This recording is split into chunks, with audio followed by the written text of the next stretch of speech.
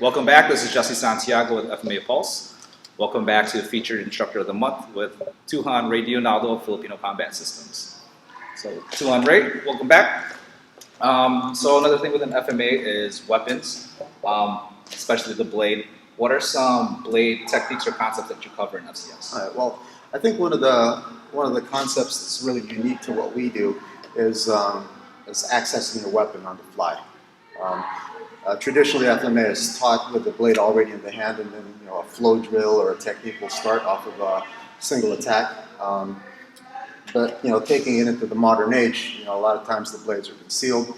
The blades are in the sheath or in the pocket, and the fight starts without the blade being visible first. So one of the problems we've run into is if the fight does start from an open hand situation, and the blade has to come out for whatever reason, a lot of times most people haven't practiced being able to access that weapon, which becomes a problem later on. Because most people will draw the blade or completely miss, or they'll catch it and then close their hand on it. I see that a lot, so we started focusing on that.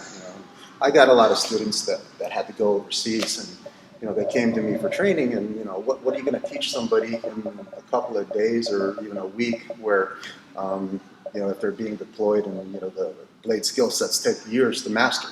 So I realized, well, the best thing I can do for them is at least allow them to get to their weapon. So that's one of the things we started to focus on. Okay, all right, so let's get started. All right.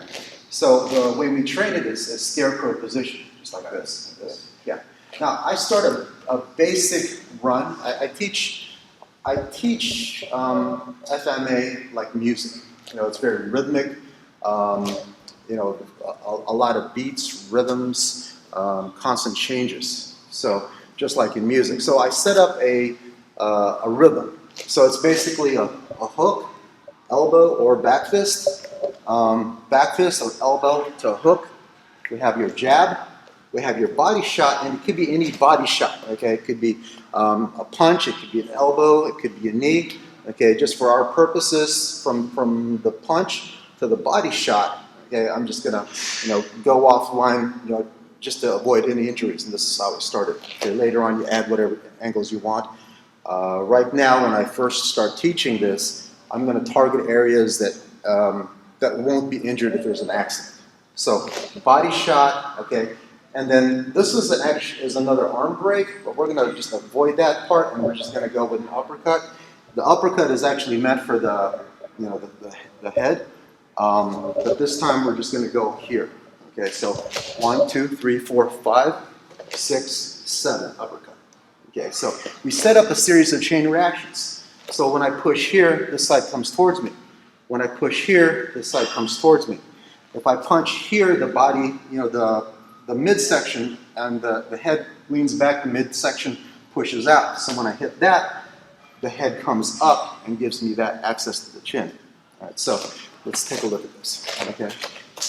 Okay, that's our first basic run, our first 4 count. Okay, that's our full 7 count. Okay, do, re, mi, fa, sol, la, ti. That's it. Okay, so that's our basic run. So once you've actually mastered that part of it or gotten comfortable with it, we're going to practice accessing the blade from motion. And that's the part that gets tricky. Okay. I'm going to choose a target that's fairly safe because of the speed of which we're moving. I'm not going to target the body. Okay, that's where a lot of accidents happen. So I'm going to target past the shoulder. Let me show you from this side. I'm going to target past the shoulder. A lot of times when you're training targeting, you either stop short or you practice to miss. So if you ever have to do it in real time, your body mechanics have developed to either miss or stop short. Okay, which can be a bad thing in a combat situation. So we practice full speed, but practice not to miss, but practice to graze, just like that. Okay, and since we practice with a little bit of speed and a little bit of impact, your body knows exactly how far it needs to go, okay, in order to generate the power for that attack. Right. So From Scarecrow position? Yep. Right. So I'll drop from this position, okay? And then we're going to use the exact same pattern with the blade that we did with the panatuka. Okay?